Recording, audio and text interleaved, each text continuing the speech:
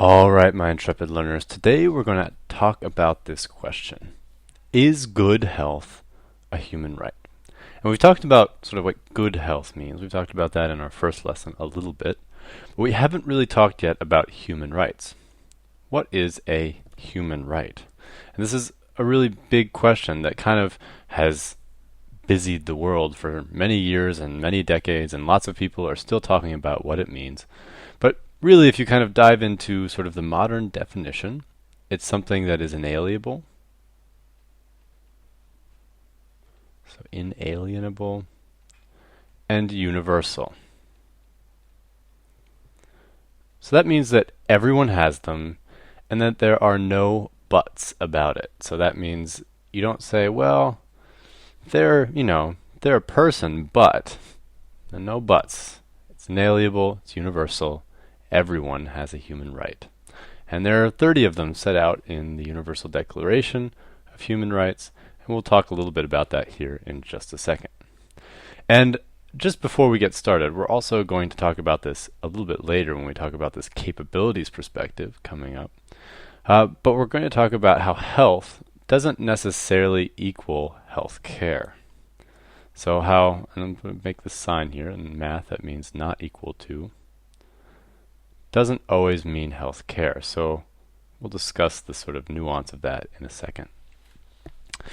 All right, so we're going to break it up into these three perspectives. We've got a legal perspective, sort of a international legal perspective, a capabilities perspective right here, and then our economic perspective on this question. And we'll start with the human rights one because it's kind of one of the older ones in terms of, at least in terms of these three here. The first sort of big argument, the big international argument about this came in 1948. The world had just finished with World War II, and they really weren't, they were needing some sort of unifying documents, and lots of them were written at this time. And one of them is the Universal Declaration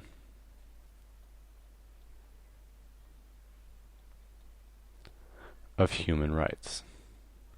In it, they said in 1948, so this is a long time ago, mind you, everyone has the right to a standard of living adequate for the health of him and his family.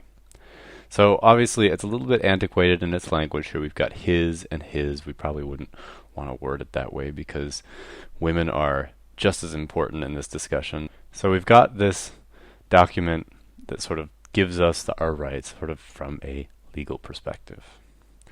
Now let's take a look at something that was sort of, it's a little bit newer. It's, I think, from the 70s, if I remember right, but that's not very important, actually.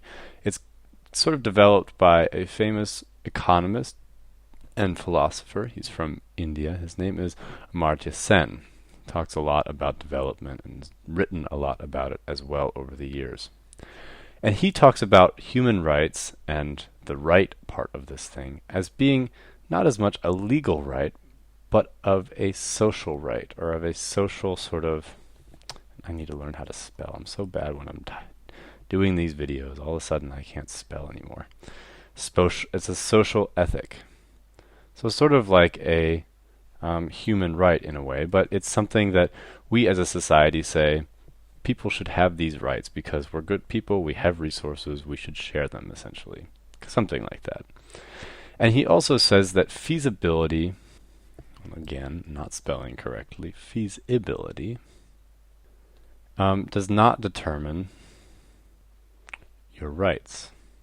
And this is a really important sort of thing. It's basically saying that just because you can't at this moment offer that and completely say, okay, you have the right to good health, but it's not exactly deliverable at that moment, doesn't necessarily mean you don't have that right.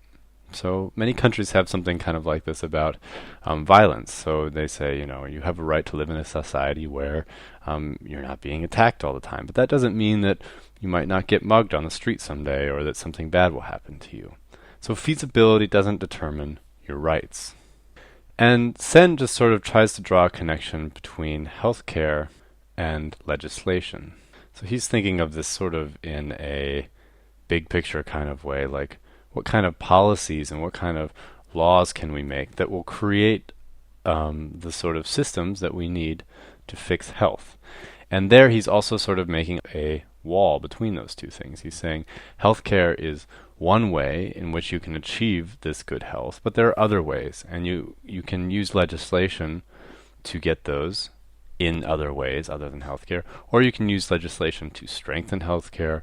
There's lots of different ways that you can do it. It doesn't necessarily mean that universal healthcare provided by the state is maybe the requirement, but the right of having good health is nonetheless a socially ethical right that everyone deserves, and that although it's not feasible, you still have that right. So that's kind of an interesting agreement, or sort of a between. You'll see actually that's kind of a bridge between these two in a lot of ways. That's why I put it in the middle. So I'm going to move over here to the economic perspective, which most economic institutions and pretty much anybody who is worth their salt in economics these days agrees on this right here. Organizations. I'm going to have to go fight my pen a little bit here when we get done with this video. So economic organizations, and that means things like big banks and big health organizations, big development organizations, and small ones as well, are sort of saying something that actually makes perfectly logical sense, and honestly we could have come to this a lot earlier. And that is that health is a necessity. And what they mean by this is that in order to have a successful life, in order to do the things that you want to do, you need to be healthy. It's absolutely vital. And health is therefore, in many ways, a motor for economic growth and for positive development in a society. So if you don't have healthy people, they can't go to work. They can't take care of their families. They can't do the things they need to do to build a stronger society and get the better health that comes with having more resources. So it's kind of like this motor, and I'm just going to write motor down here as sort of so you guys can remember. It is a motor for development. It is a motor for sort of getting a country to a better place. And this is really a purely economic view. It's not necessarily saying like, oh, people have the right to it. It's saying people need it. It's required, and that's actually, I think, probably one of the most interesting sort of ways of thinking about it. So, why is this important? Well, there is something that people talk a lot about in development, and they talk about a gap. So we've got here health on one axis. I'm going to make a little chart here in a second. We've got health on one axis. We've got time on another axis. And let's make the poorest people in society, we're going to give them the color green. And their health in general starts sort of here and maybe is slowly improving. And in general, it's actually getting better around the world. So it's kind of maybe slowly curving up towards the top here at the end. And in the meantime, the people who are attaining sort of a middle class or an upper lower class status, their health is getting better like this. And then at some point it kind of starts to plateau. And it's actually been doing this now for a few decades. And then you have the very richest people in any societies, anywhere around the world, where as soon as medical advancements became sort of a part of what happened in society, their health shot up and sort of has plateaued and kind of slowly, steadily gotten a little better and a little worse kind of throughout history. And the question is this gap right here, so the space between the poor and the rich, or the richer, is this ethical? And does it make sense when you're talking about money? And I'm going to put dollar signs, but you can replace that with whatever currency you would like. Does it make sense in terms of money? Because you've got these people down here who are often sort of the lower, sort of the motor of a society's for forward motion economically, and they're not doing so well. They're putting a lot of money into their health, a lot of money that they don't have, and they're not doing very well. And does that make sense then? Does that maybe in some ways also hold other people back, not just with their health, but economically?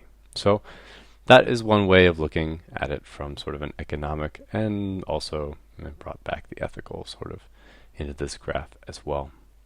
All right, so that is a look at health as a human right.